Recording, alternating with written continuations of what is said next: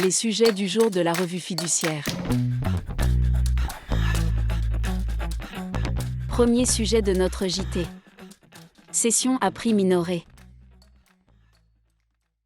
Une URL exerçant l'activité de marchand de biens achète un terrain à bâtir qu'elle revend moins de 2 ans après à son gérant unique associé. Par comparaison avec des ventes contemporaines, un vérificateur conclut que le prix de cession est de 25% inférieur à la valeur vénale du terrain. Il réintègre la différence dans le résultat de la société et taxe le dirigeant sur la rémunération occulte dont il a ainsi bénéficié. Le Conseil d'État confirme le redressement. Il valide l'écart de prix établi par l'administration et rappelle que l'intention libérale est présumée lorsque les parties sont en relation d'intérêt. Ce qui ne fait aucun doute dans cette affaire, le cessionnaire du terrain étant l'associé unique et gérant de la société cédante. Deuxième sujet de notre JT. Compte AT&MP. Inscription avant le 11 décembre 2023. Depuis le 1er janvier 2022, toutes les entreprises reçoivent les décisions des caisses régionales relatives à leur classement de risque et à leur taux de cotisation, accident du travail, maladie professionnelle, uniquement par voie électronique. La notification du taux de cotisation AT&MP s'effectue par l'intermédiaire du téléservice Compte AT&MP, accessible sur le portail www.net-entreprise.fr.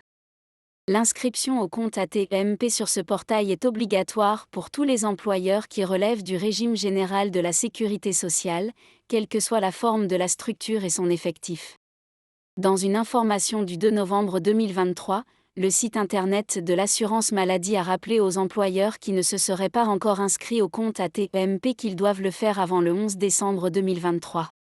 Faute d'inscription, la caisse régionale dont l'employeur dépend pourra notifier une pénalité forfaitaire qui viendra en sus du taux de cotisation AT&MP. Troisième sujet de notre JT. Communication aux locataires d'un état des risques trop ancien.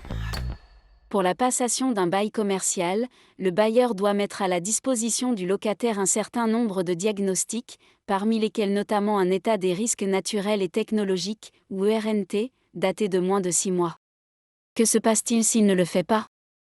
Le locataire peut poursuivre la résolution du contrat ou demander au juge une diminution du prix.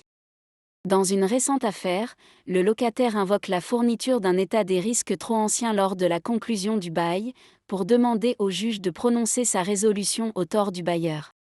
Le document annexé avait été établi en 2009, donc bien plus de 6 mois avant la conclusion du contrat en 2012. Pour le locataire, ce manquement entraîne automatiquement la résolution du bail, sans qu'il ait à prouver un quelconque préjudice. Faux, estime la Cour de cassation. Pour que la résolution puisse être prononcée, le manquement reproché au bailleur doit présenter une gravité suffisante, au regard des circonstances de l'affaire. La sanction n'est donc pas automatique comme le prétend le locataire.